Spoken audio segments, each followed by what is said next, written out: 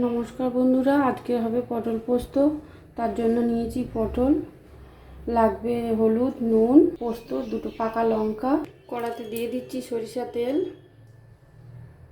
নুন আর হলুদটাও দিয়ে পটলটাকে মাখিয়ে নেব। দিয়ে দেবো পটল।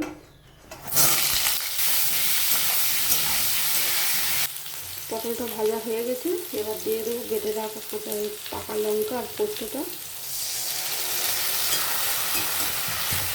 দিয়ে বাটি ধোয়া জলটা